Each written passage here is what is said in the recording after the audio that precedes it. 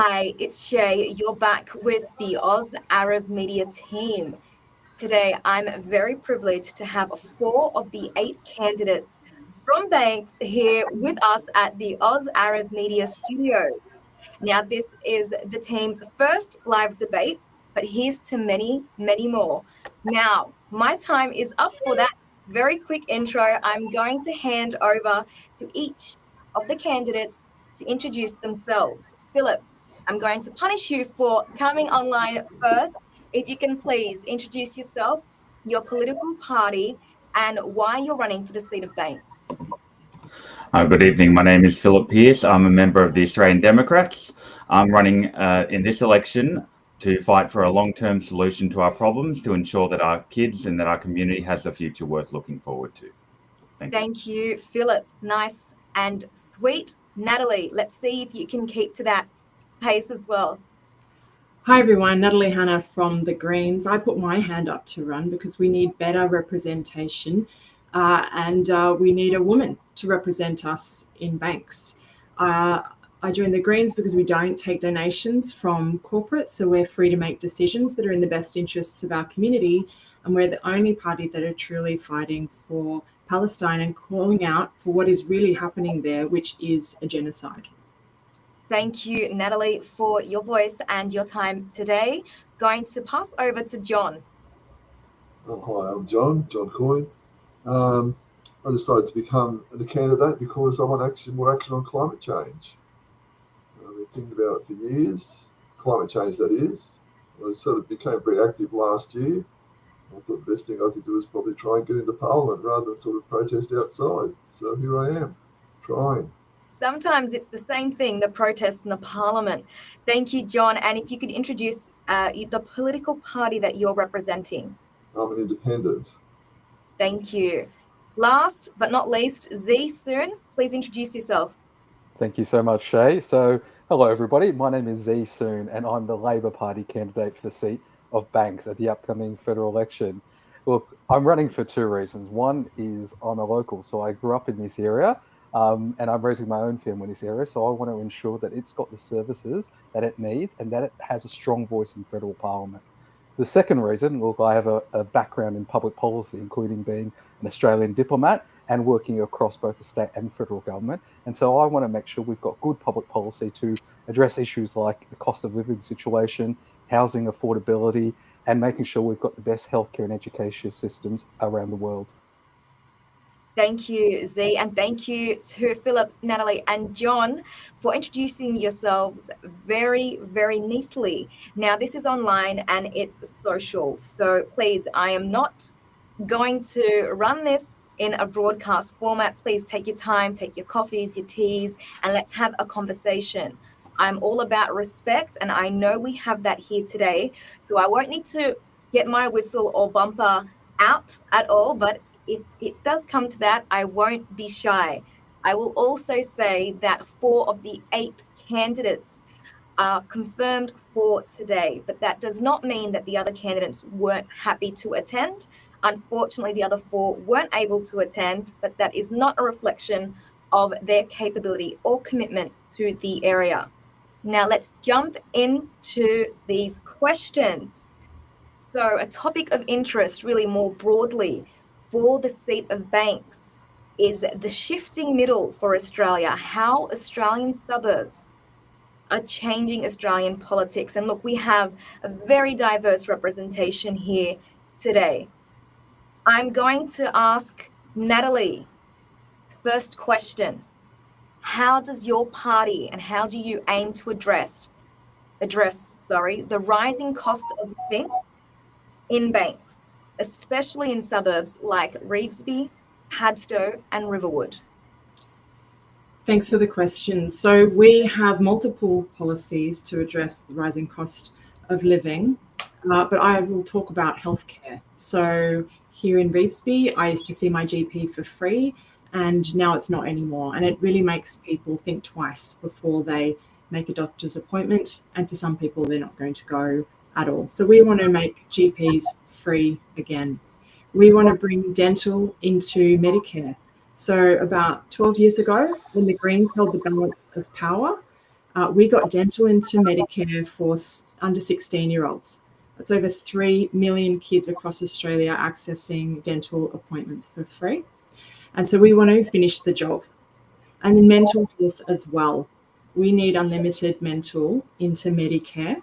And we've just announced a policy for free autism and ADHD diagnoses that currently is costing families thousands in out-of-pocket costs. Thank you. Obviously, a very detailed response into the cost of living. I'm going to open it up to the floor. Philip, John, and Z, not so much a debate, but if you would like to contribute your input and obviously respond to Natalie's position. Look, I'm happy to jump in there, Shay. And look, that concern that you've mentioned, Natalie, about access to healthcare is one that I'm particularly focused on, and the Labor Party is focused on. So look, we've have committed to invest $8.5 billion into the national GP network to make sure more doctors and more GP practices can continue to bulk bill across the country.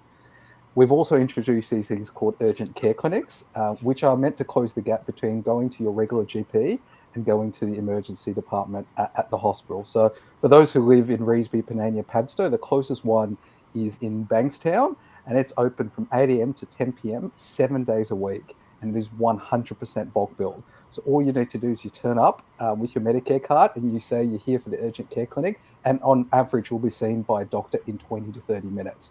So look, we're trying to make healthcare more accessible and easier for people to access in a time of a cost of living situation. But look, it's not just healthcare.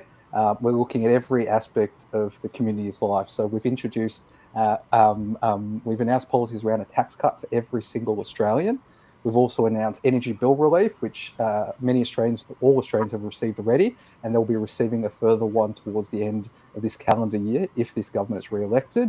We've also frozen the price of medicines for those on a concession card at $7.70 until the year 2030, and reduced the price of PBS medicines for everyday Australians at $25. So look, we're just trying our best to make it easier for every single Australian across the board to access healthcare, but also reduce costs at different parts of their life. So look, I think the last thing I'll mention is we've introduced this thing called the Mandatory Code of Conduct for Supermarkets, which is an initiative. Look, I don't know about everybody else in who's listening today, but $50 does not get you very far at a supermarket at the moment. And so we are cracking down on price gouging and making sure kind of the fake discounting activity, the shrinkflation that's going on, does not continue to occur in our economy. And so we're making sure that every Australian has a little bit more money in their pocket. Thank you, Z. I'm just going to segue into opening the floor to John. So we've heard from Natalie, obviously with her very strong position on healthcare, dental, and access for very essential services for some Australians. Z, obviously drawing on the cost of living in other areas such as the economy, grocery prices, and we heard from transport as well, that perspective. John, over to you. Well, I'm only thinking about the long term, not short term, really, climate change. But there are some things that could work to improve cost of living, and that's universal basic income. The government just gives everybody some money, basic amount of money, so that they don't struggle through life. And see why Australia can't do that. I'll leave it there. Yes, very succinct, but very powerful. Thank you. And I'm sure many can attest to that. Philip. On the cost of living, Australian Democrats have been advocating to actually abolish the lowest tax rate for $45,000 and under. This would cost the budget $109 billion per year, but we see a way to cover that by actually getting the mineral industry and the gas industry to pay their fair share of tax, which is about $139 billion, which is foregone each year that they do through loopholes and other means. I know Labor and the other parties do have policies on this as well, and we are looking to support those policies to ensure that those loopholes are closed and we can pass those savings or those gains back to the Australian public so they have the money available to them to spend on the basics and to spend in their community. Other things we're also looking at is in line with Labor is a mandatory grocery code of conduct, as well as a price register for farmers to ensure that they're being paid their fair share of the price that we're paying at the checkout. Thank you again. Common themes across the board, and obviously a reflection on what the people or your constituents, are going through at the moment. We've spoken about the rising cost of living. You've presented each of your party's position and the topical areas. Let's move our focus now on small business owners. What are plans that your parties hope to provide to people, especially small business owners in the Banks area? I can jump in if you like. Definitely. I think it's a more natural segue. Thank you. So one policy is our electrification policy. So this applies to households, but also small businesses as well. And so this would take the form of grants and low interest loans for small businesses to get off gas and electrify everything. So that includes induction cooktops, heat pumps, if they can, solar panels and batteries. I have experience pulling together grants and putting solar panels on my local kids' primary schools, and the benefits that brings. So it not only lowers power prices, but you can actually make a buck as well. And I'll leave it there. Thanks. Thank you. So definitely a very strategic focus on needs now for small business owners, but for the future as well. Just to give that a platform, John, did you want to jump in and share your perspective? Well, once again, I'm only thinking long term, like thinking about saving the world from climate change. So that affects everybody, but it's not going to happen tomorrow. But just keep burning the fossil fuels, not being too far away. So maybe that's why I'm here. So everyone's going to be affected by it. And for Small businesses, owners, yes. everybody. I'll leave it there. Thanks. Thank you, John. Definitely something for us to focus on. Z. Yeah, thank you, Shay. And look, I think it's a great question because I think we need to continue to focus on what can be done to support small business because they are the engine room of the Australian economy. And so, look, I'm really happy to talk about some of the Labor Party's policies in this area. Some of you may have seen that we launched a national small business strategy earlier in 2025 that kind of had three main elements to it. One is in easing the financial pressures on small businesses. The second one is levelling the playing field for Australian small businesses. And the third one is support for small businesses to grow. So look, under the first one, there are things like the extension of the energy bill relief for small businesses, making sure that 1 million eligible businesses are receiving that assistance to cover their electricity bills. We're also prompting the 20-day payment times for contractors and subcontractors in the construction industry for kind of any government-related enterprise, making sure government is supporting small business where it can to continue to be financially strong. We're also looking to support the hospitality sector that obviously has had its challenges over the years, particularly to do with COVID, by pausing the indexation of the alcohol beer excise, but also providing $8 million for creditor assistant payments to eligible businesses in different parts of the world, particularly around ones that have been affected by closures. And so, look, in terms of levelling the playing field, we're providing $7.1 million over the next couple of years to the ACCC to strengthen enforcement of the franchising code of conduct, $3.4 million over the next 3 years to establish place-based business coaching and mentoring programs, $3 million to take enforcement action against illegal phoenixing conduct. And for those of you who are not aware of those, it's businesses that set up, incur debts and then close down and then attempt to reopen again. So we're trying to crack down on bad practices in that space. But look, last thing I wanted to mention is that element about supporting small businesses to grow. So the government over the next 2 years has committed $207 million to the stabilisation of the Australia's business registers and to take a really targeted uplift at linking director identification numbers across the register. And look, that's a real technical thing, but it's something that's been called on by small businesses across the country. And I think the last thing I'll mention is just about cutting red tape. And so, look, the federal government, as part of the strategy, has been working with states and territories to cut down some of the requirements and the anomalies between states and territories across the country to make it easier for small businesses to operate across the country. Thank you, Z. In your style as well, very comprehensive and detailed. Before we go to Philip, going to ask John, Philip as well, and Natalie, did you have any response to Z in terms of these policy commitments? And I know all of you met yesterday at Mortdale, so you're quite comfortable with each other. If not, I'm happy to go to Philip to share his party's views. No takers. Philip, over to you. On small business, to be honest, the Australian Democrats haven't got a targeted policy on that, so I'm going to speak in a more broad sense here.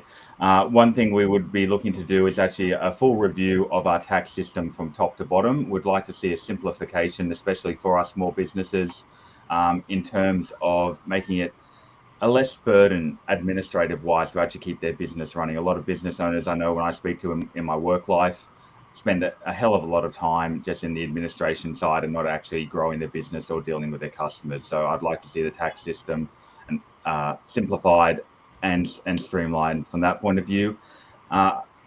With our small businesses as well, I'd say the housing and the cost of living does unfortunately affect them quite heavily. It's all quite intertwined. As people have less money to spend because they're either spending high amounts of money on their houses or they don't have as much money to dispose within their community, that is unfortunately affecting our local businesses the hardest. Larger corporations, as our supermarkets, and that are less affected because people will gravitate towards them when they can no longer support our local businesses, unfortunately. And having policies in place to ensure that people can keep more of their disposable income available will help our local community continue to thrive and grow.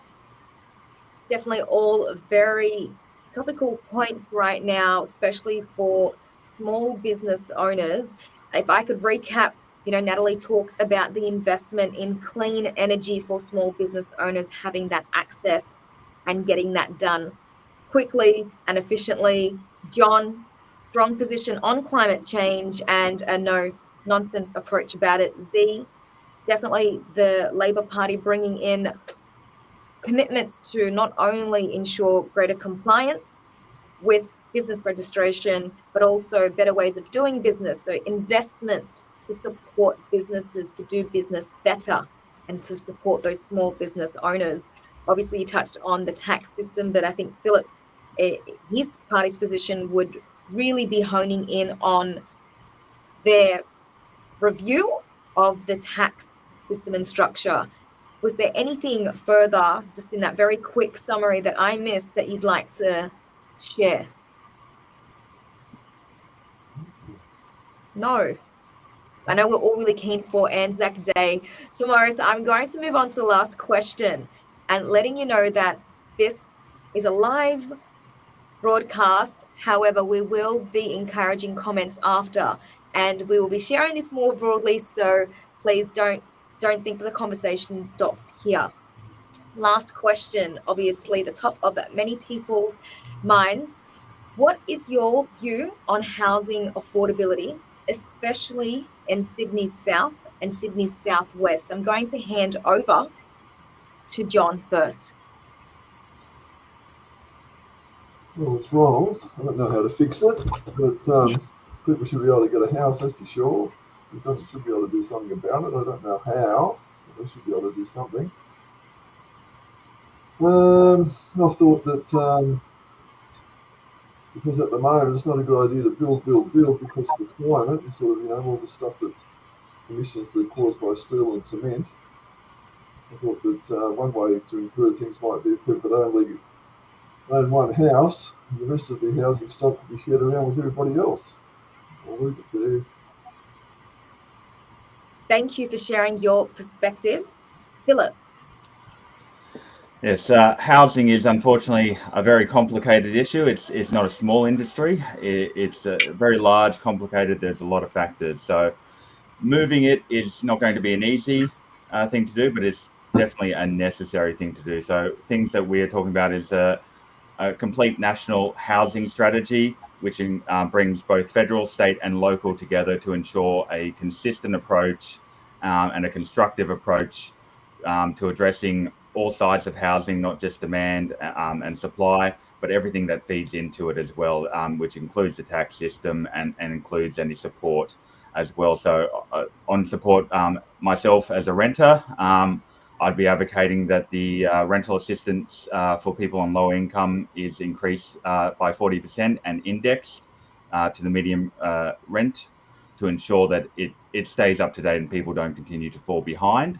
Other things we'd be looking at is supporting the state to ensure that they can get the density right and the supply issues right and get things moving through.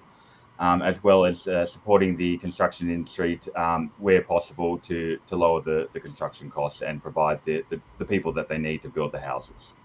Thank you, Philip. Before we go to Natalie, I'm going to hand over to Z, and we'll start after this looking at one or two of the questions that we've had shared with us. Z, housing Thanks, affordability. No Affordability, worries. sorry, it didn't come out. No worries. Look, thank you, Shay. And look, this is a pertinent question for communities all across Australia, but particularly here in Sydney. And I have many friends who've wanted to kind of stay in and around this area, but housing affordability challenges have made that not possible. And that makes it really challenging for families to stay close to each other, as well as people to continue to stay within their support network. So it's something that definitely continues to need to be addressed. And so, look, I think the issue of housing affordability has two sides. One is supply and one is demand. And so on the supply side, many of you would have heard about the Housing Australia Future Fund, which the Labor government has committed $10 billion towards.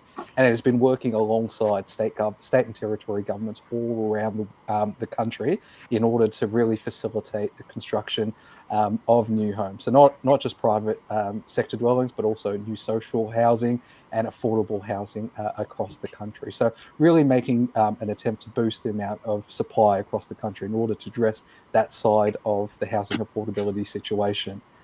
On this other side of things, when it comes to demand, look, we've been looking at different initiatives. You have 30 seconds. Okay, look, I guess I'll talk to first home buyers. So the federal government's introduced the Help to Buy scheme. And so for all those people that are listening out there, this means you can partner with the government to purchase a property with a 5% deposit. And so, look, there are some eligibility criteria associated with it, but it's helping more young Australians to access the property market earlier. And this alongside the 20% cutting of HECS debt, as well as the agreement we have with the big banks to make sure that HECS debts aren't counted as part of an individual or family's borrowing capability, makes it a little bit easier for everyday Australians to get on the property market.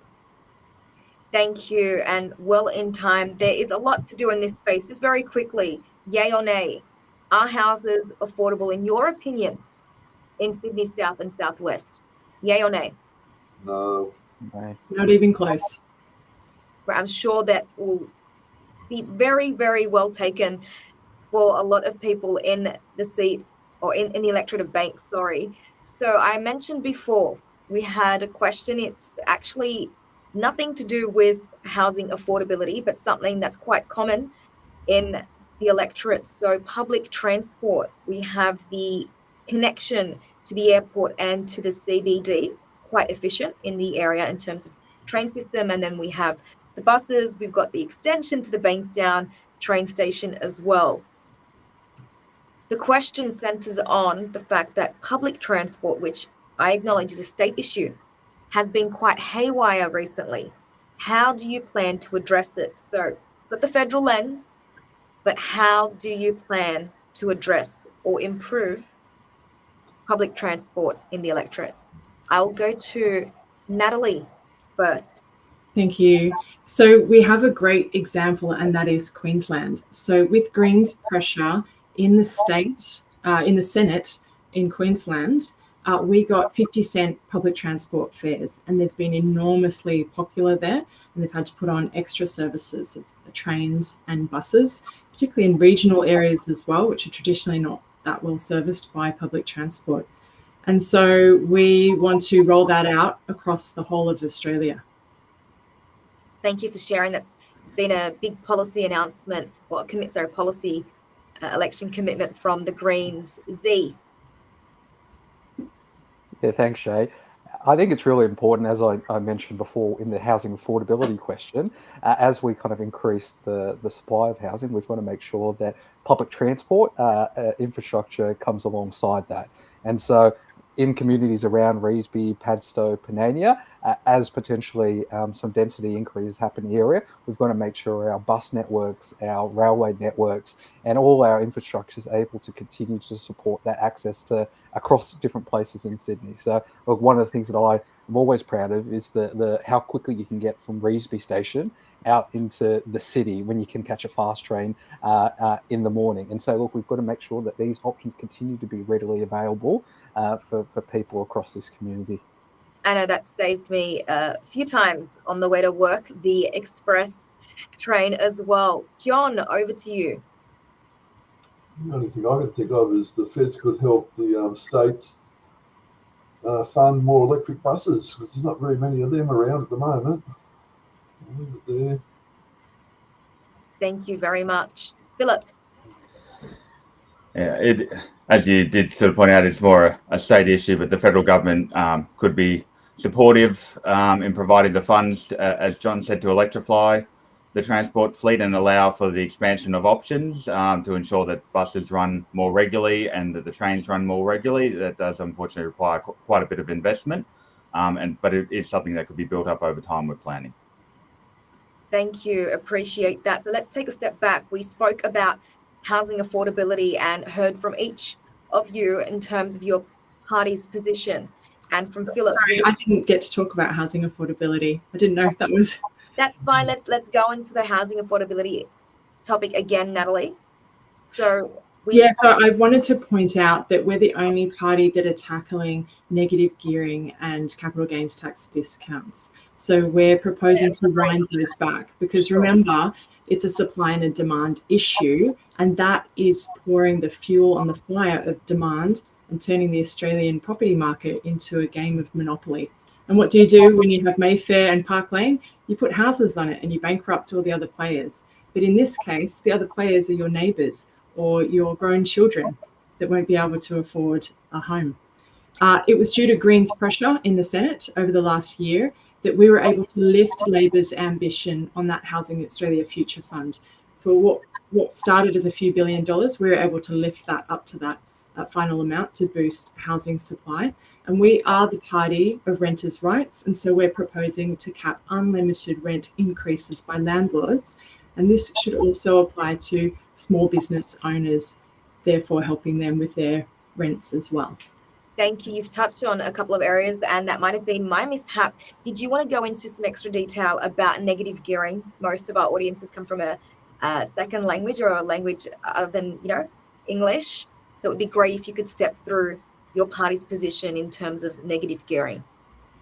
Sure. So negative gearing is a way to offset your income tax if you buy an investment property. And so imagine you're a renter and you're paying income tax. That tax is collected by the government, but then subsidies are given out to your landlord in order for them to build their wealth. And we just see that just exacerbates that widening gap between the haves and the have-nots. We forecast that over the next 10 years, negative gearing and capital gains tax discounts as that form of tax handout is going to cost us $180 billion over the decade. And we can think of a lot better things to do with that money, like, build more houses and increase the supply. Thank you. Appreciate that.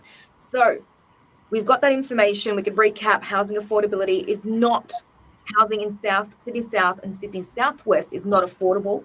That was unanimous. And each of the parties have their slight nuances, but definitely that support for more affordability for houses, but also greater investment options for first home owners. Now we have a couple of questions coming through, which is why my eyes were darting to and from. Did anyone want to respond to Natalie in terms of negative gearing, or should we hear more from the people that are online?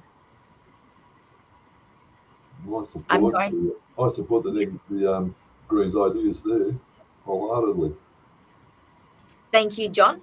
That's to you, Natalie, as well. And look, I think people quite familiar with politics will understand and appreciate the dynamics of the different interests of political parties. And a diverse parliament is a great parliament. We're all beneficiaries of that. Now, this is a very topical issue. It is a federal issue.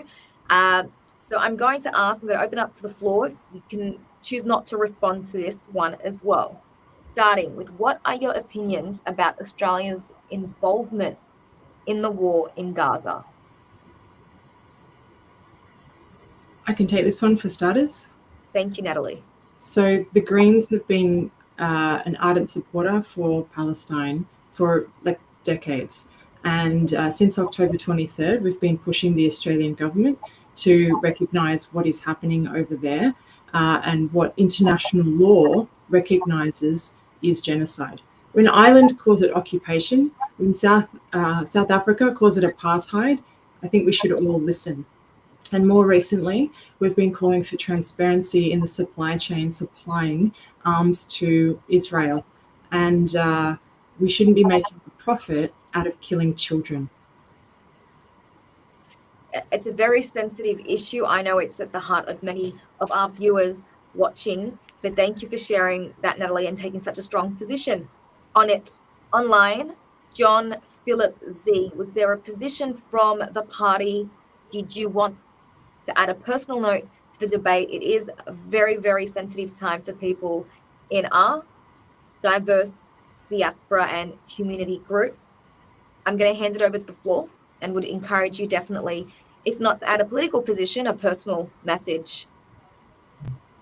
I'm happy to go. So our party, the Australian Democrats, since the 1970s have called for a peaceful two-state solution within the Middle East, and we have been consistently condemning the violation of the international law currently ongoing within Gaza, both by Hamas in this initial attack, as well as by the disproportional response of Israel and the murder of the Palestinian people within Gaza. We are calling for Australia to publicly endorse the International Court of Justice case against Israel, as well as impose sanctions on the officials involved in the war crimes that are being committed, as well as push for accountability.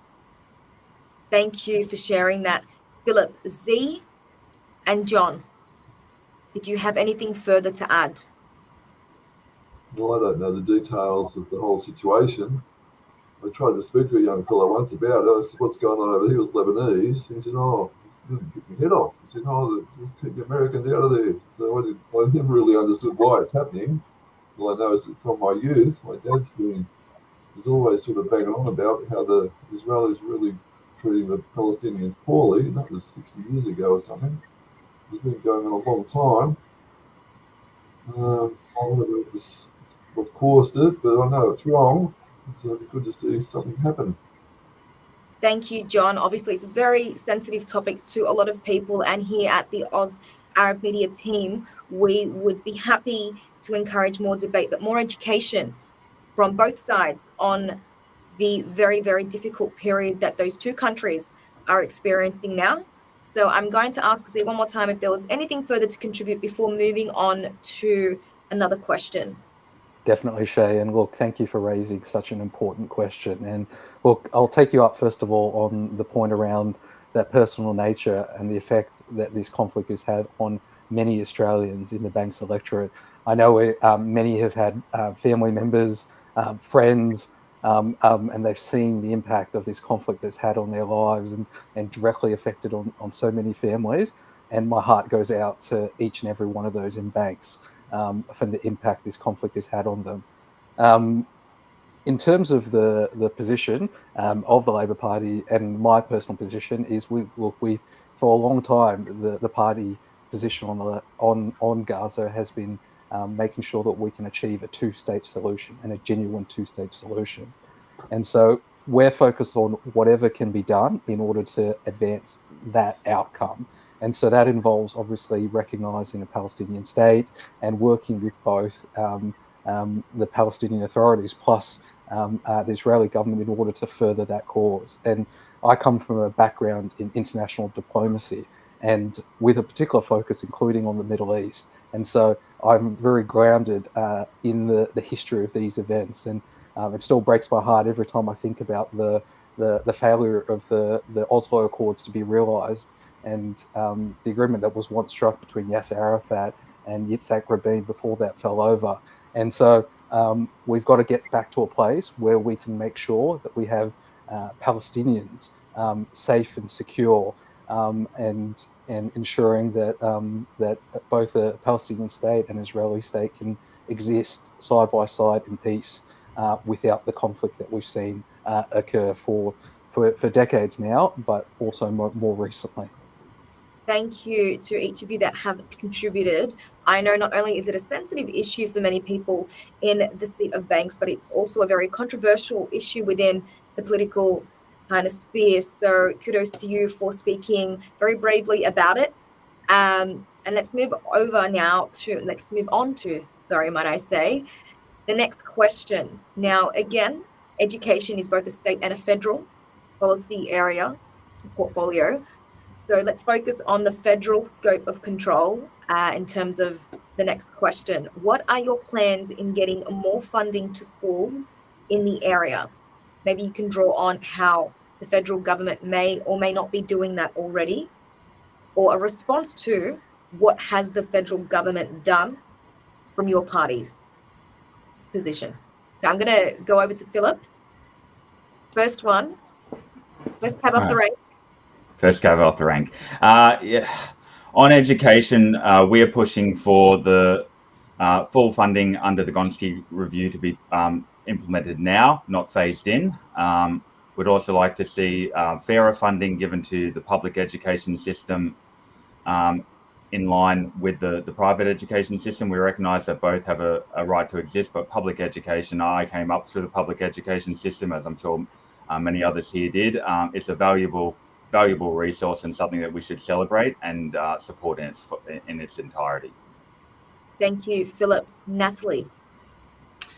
I'm going to agree. We've been calling for adherence to the Gonski recommendations for many years now, and if you look at the amount of funding that private schools get on a per child basis, it is disproportionately higher than those students in a public school. So we want to see public schools funded, and no child should be disadvantaged more than others. Thank you, Natalie. John. I don't know the details, but everybody should be able to get a quality education. I know that for free. I'll leave it there. Thank you, John.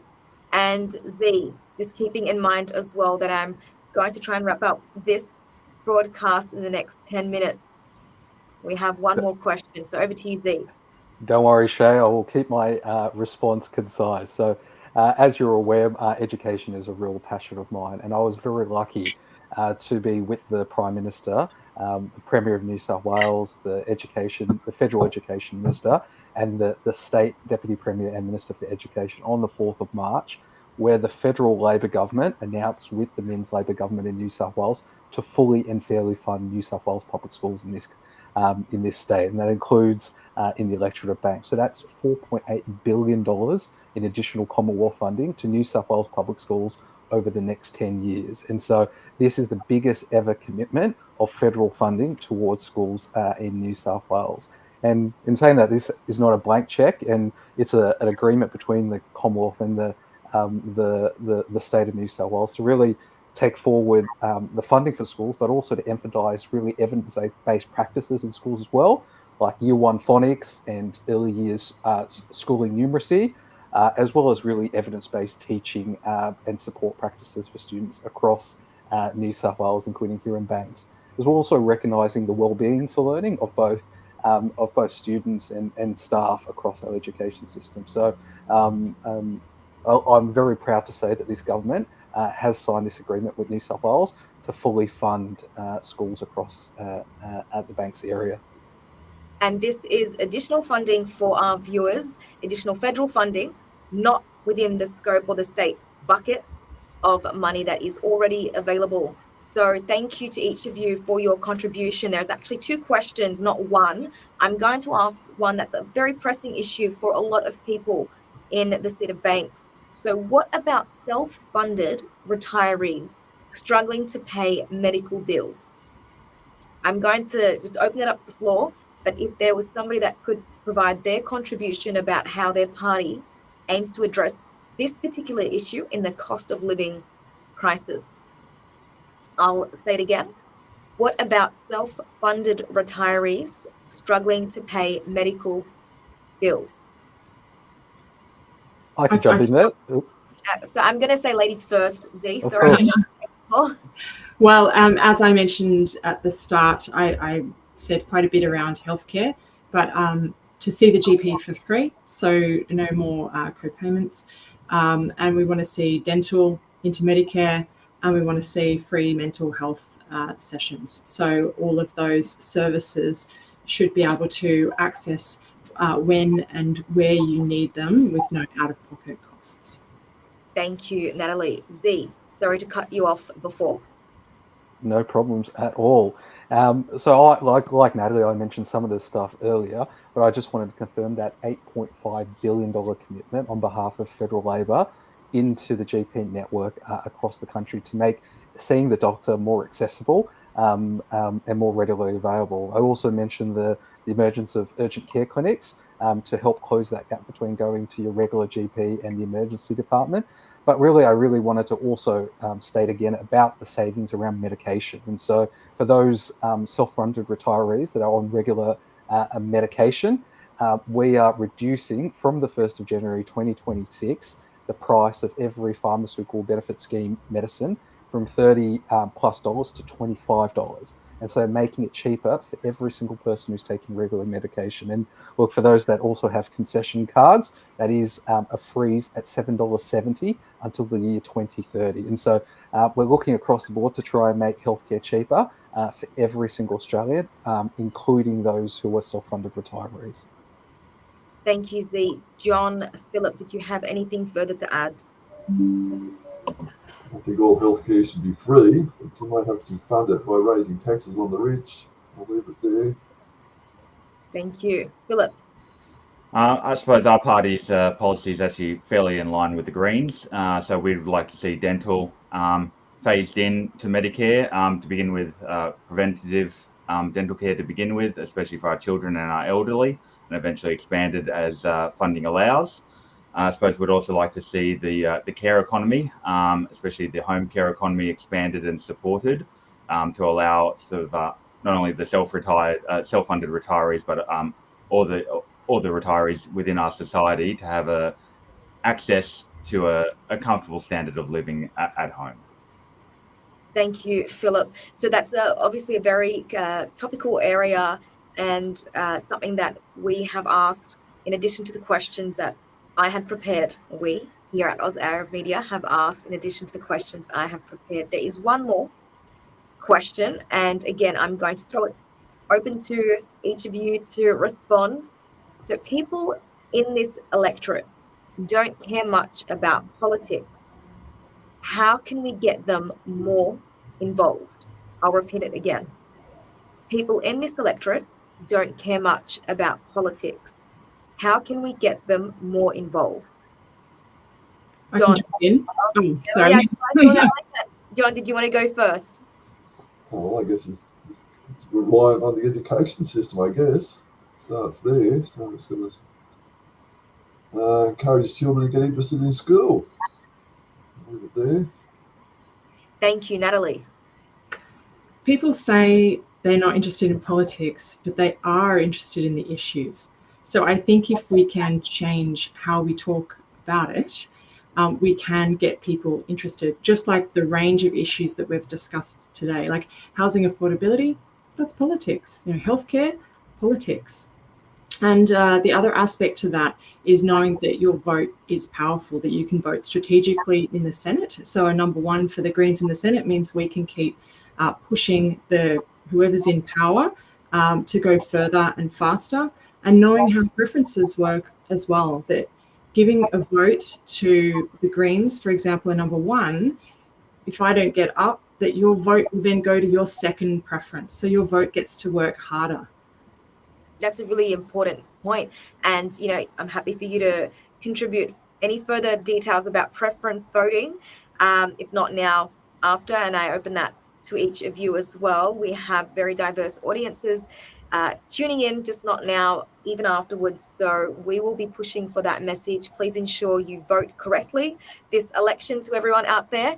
And if you have any questions, please get in touch with the Oz Arab Media team. Z. Oh, sorry, wait, went to Z. Philip. All right. Sorry, Z. I'd agree with the comment that both Natalie and John raised. Is education, especially in our schools, is important. Our kids need to know just how important democracy is, how much people have fought for it in the past, and the benefits that it does bring to us. I think forums like this are a great way if we can get more people involved and coming along, and plenty of different voices. The Greens, myself, John, Z, just having us running provides the community with a good breadth of ideas that they can discuss, and that discussion is an important part. I'd be encouraging people to have chats with their friends and families, have chats at the pub. I know politics and religion aren't meant to be things that are talked about, but I think they really should be, because we'll get better outcomes when we're more involved and more informed. Thank you, Philip. And Z. Thanks, Shay. I guess in response to that question, just two very quick anecdotes. Was one from my own political realization journey. I remember I had a high school teacher that told me, look, you may not be interested in politics, but politics is interested in you. And that's because of all the issues that we've discussed tonight. And as Natalie, Philip and John referred to, the more you can discover how politics impacts your life in the education system, the healthcare you receive is really important. The second one was I had a lovely conversation with a young lady who just turned 18 at pre-poll today at Padstow, and she was voting for the very first time. I have to say she wasn't particularly keen to be waiting in the line to vote, but we had a brief conversation about why it was important to vote, and as Philip was referring to before, about countries around the world where people waited not just 20 minutes to vote, but hours and hours and hours. And I was based in Afghanistan for a period of time, and I kind of witnessed firsthand people exercising their democratic right after years of being unable to do so, and sleeping overnight and at the ballot box in order to do that. And look, I think that changed that young lady's mind about waiting that 15 minutes that she had to do in Padstow in order to vote. So look, I think understanding how important voting is, the power that it has, and the importance of politics is a really important driver in increasing engagement in it. Definitely increasing participation is really, really important. And that seems a very corporate way of saying get involved. You know, politics is interested in you. I think that was a really well put statement. Actually wraps up all my questions and questions that we have here live, but that won't stop the conversation later on, and we'll keep connected with you. I actually wanted to throw to each of you and ask, as we wrap up, what is one message you want to share with people on election day? What do you want to say to them if they don't have a chance to see you at a polling booth? What is it that you'd like to say? I'm going to start with Natalie and make my way through each of the wonderful people online. So Natalie, over to you. If you want change, you have to vote for it. And we can't keep voting for the same two parties and expect a different result. Thank you, Natalie. John. Well, we can fix climate change, and we should do it. So what I've got to say, that's my belief. It needs to be done, and we can do it. Some people say you can't do it. I believe you can do it. I'll leave it there. Thank you, John. Philip. I'd say that change is needed. It's not always the most easy thing to do and can be quite difficult, but it's through that difficulty that we can build something better. There's plenty of options open to us, and I'd encourage everyone to have a look around and see what's being offered and vote for the one that most works for them. Thank you, Philip. And Z. Thank you. Well, I would say to all the listeners out there, if you live in the electorate of Banks, if you support me, I will work 24/7, 7 days a week in your interest, because this is the community that I grew up in. It's the community I'm raising my own family in. I will work every day as long as I'm your representative to make your life easier. And that's why I'm running for Parliament. Thank you, Z. Thank you to each one of you for joining us on Oz Arab Media. The door is always open and we encourage respectful, balanced debate on very important issues that each of us have, let alone people from diverse backgrounds. Thank you to the Oz Arab Media team for making this possible. Please don't let the conversation stop here. Get in touch with the team if you have a topic or an interest that you'd like us to explore. I personally want to wish each one of you here on the call best of luck on election day. I might see you around the electorates and the polling booths on the day. Please, I extend my thanks to you for joining again, and also to our viewers. From everyone here at the Oz Arab Media, stay connected, stay curious, and we'll be back with much more. Thank you and good night. Thanks, everyone.